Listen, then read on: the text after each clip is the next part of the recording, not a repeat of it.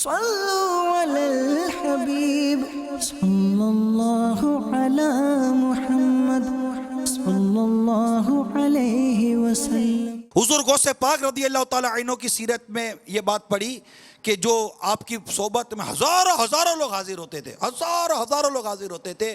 لکھا گیا ہے ہر شخص یہ گمان کرتا تھا کہ آپ کے دربار میں سب سے زیادہ عزت و مقام مجھے دیا جاتا ہے۔ اور یہ غوث پاک رحمت اللہ علیہ کی حیات مبارکہ کا یہ پہلو اگر آپ نے جو بھی میں نے بیان کیا اس پر غور کیجئے تو یہ سرکار صلی اللہ تعالی وسلم کی بارگاہ کی خصوصیت تھی کہ ہر صحابی سمجھتا تھا کہ میرے آقا مجھ سے زیادہ محبت کرتے ہیں رضی اللہ تعالی عنہ۔ اور وہی شفقت و محبت، پیار اور رحم کا صدقہ میرے غوث پاک رضی اللہ تعالیٰ عنہ کو نصیب ہوا، اور یہی صدقہ اکابرین اولیاء کاملین علماء ربانیین کے حصے میں آتا ہے۔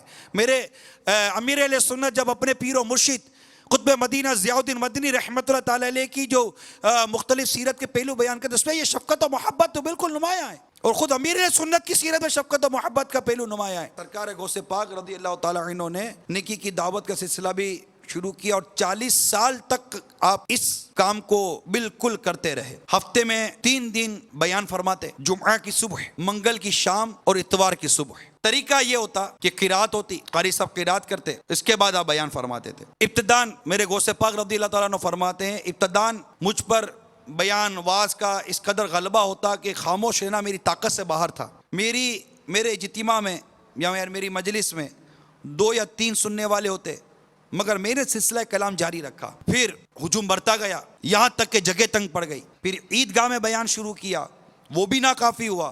شہر سے باہر کھلے میدان میں اجتماع ہونے لگا، اور ایک اجتماع میں 70 ہزار لوگ سننے کے لیے آیا کرتے تھے۔ 400 افراد قلم دوات لے کر آپ کے ارشادات جمع کیا کرتے تھے۔ 400 افراد لکھنے کا اس وقت بھی ذہن ہوتا تھا۔ آج جو کہا جاتا ہے نا لکھ کر علم کو قید کر لو، 400 قلم دوات پائے جاتے تھے اس وقت آپ کے اجتماع میں، لکھا جاتا تھا آپ کے بیانات کو۔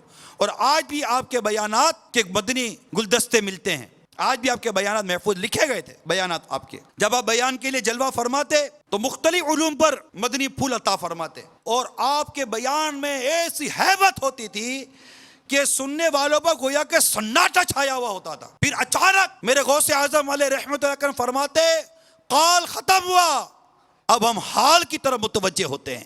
قال بولنا، حال عمل۔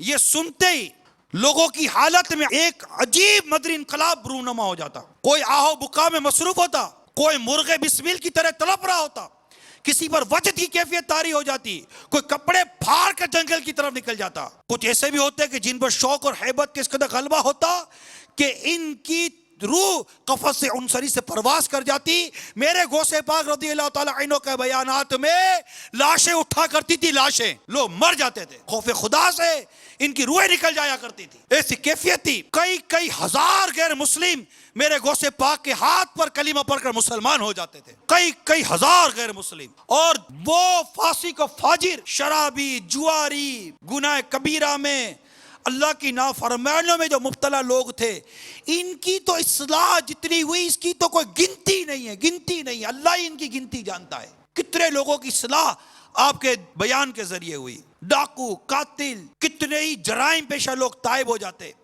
کئی بدعقیدہ لوگ آپ کی بارگاہ میں آ کر تائب ہو کر نیک بن جایا کرتے تھے۔ یہ عالم تھا کہ ایک مرتبہ حضرت شیخ علی بن الہیتی رحمۃ اللہ تعالیٰ علیہ فرماتے مجھے اونگ آ گئی، تو حضور سید غوث اعظم رحمۃ اللہ تعالیٰ علیہ نے سلسلہ بیان منقطع کیا اور ان کے پاس جا کر کھڑے ہو گئے۔ جب وہ بیدار ہوئے تو انہوں نے کہا کہ میں نے خواب میں نے سرکار صلی اللہ علیہ وسلم کی زیارت کی ہے، آپ کے اجتماع میں انہیں سرکار صلی اللہ علیہ وسلم کی زیارت نصیب ہوئی۔ تو حضور غوث پاک رضی اللہ تعالیٰ عنہ نے کیا فرمایا پتہ ہے؟ اسی لیے میں بھی بادب کھڑا ہو گیا۔ یعنی جو خواب میں شیخ علی بن ہیتی خواب میں دیکھ رہے تھے، میرے غوث پاک وہاں ظاہری حالت میں کھڑے ہو کر اسی خواب کو ملاحظہ فرما رہے تھے۔ فرماتے میں نے جو کچھ خواب میں دیکھا غوث پاک رحمت اللہ تعالیٰ علیہ نے بیداری میں دیکھ لیا۔ مجھے سرکار صلی اللہ تعالی وسلم نے ارشاد فرمایا، تاکید فرمائی کہ شیخ سے وابستہ رہو۔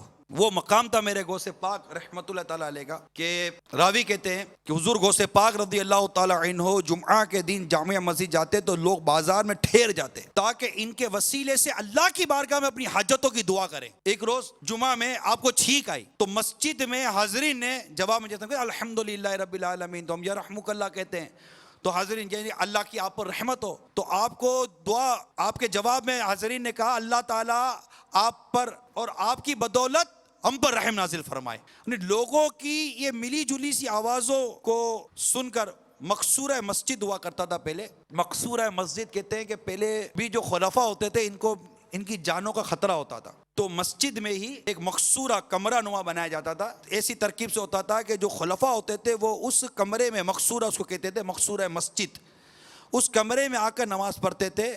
اور بقیہ مقتدی جو ہوتے تھے وہ باہر صفے ہوتے تھے, امام بھی وہ مقصورے کے باہر ہوتے تھے.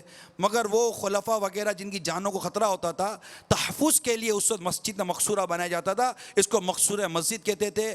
اس وقت بھی یہ عالم ہوتا تھا کہ خلفاء کے تحفظ کے لیے الگ سے مسجد کے اندر ایک ترکیب بنا دی جاتی تھی. بلکہ اس کا پورا انداز, اس کے پورے فقہی احکام جدا ہیں, اس کی بحث بالکل جدا ہے.